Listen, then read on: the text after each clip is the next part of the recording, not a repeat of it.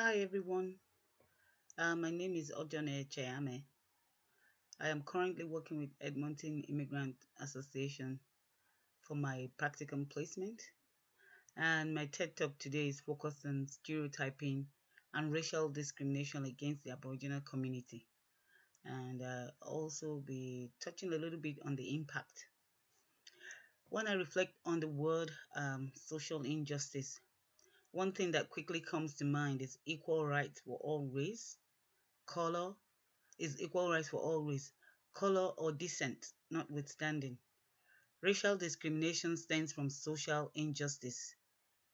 It is when a person is treated less favorably than another person in a similar situation because of their race, color, descent, national or ethnic origin, or immigrant status.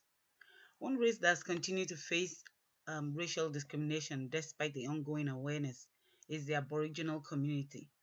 Aboriginal Canadians face racism and stereotyping in various institutions, from the urban healthcare system to the educational system, our workplace, and various public outfits like the grocery stores, libraries, and the general public as a whole.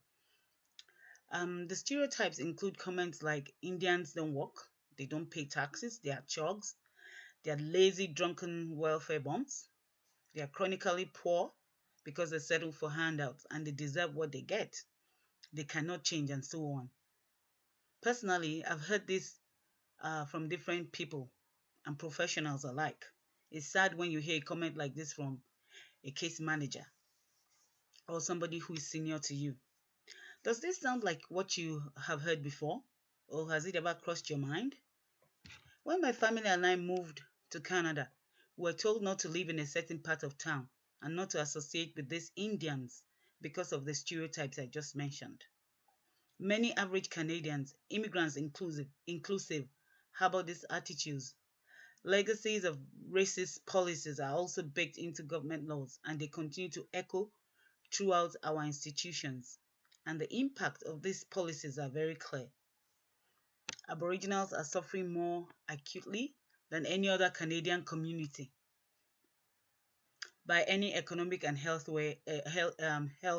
measure.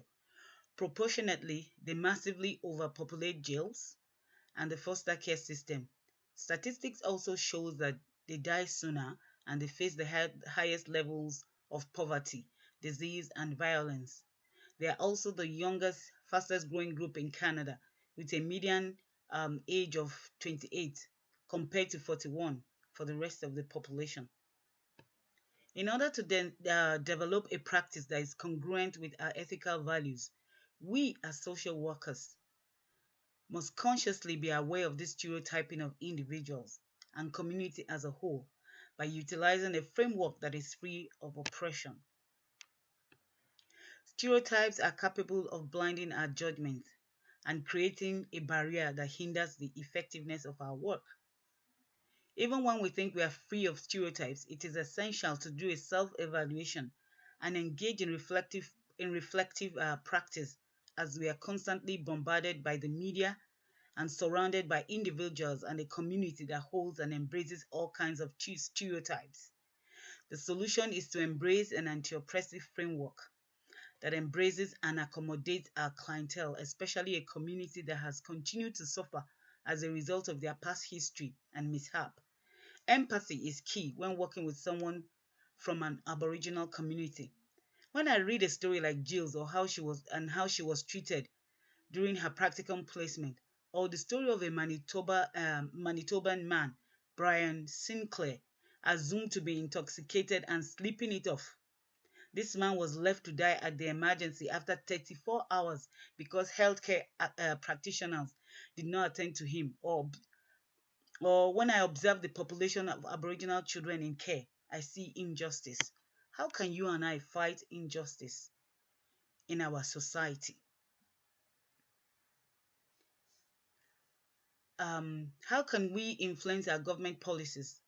How can we make a difference in the Aboriginal community? One person at a time. You and I as social workers and as professionals. What can we include and exclude in our practice as a way of fighting injustice and supporting social justice.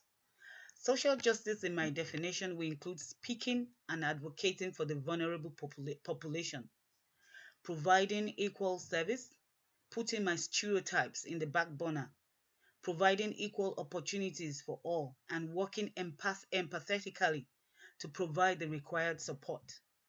This is my challenge to every one of us. What role can you and I play in bringing about social justice, especially to the Aboriginal community? How can our practice framework reflect justice in a matter that is anti-oppressive? This is food for thought. Thank you.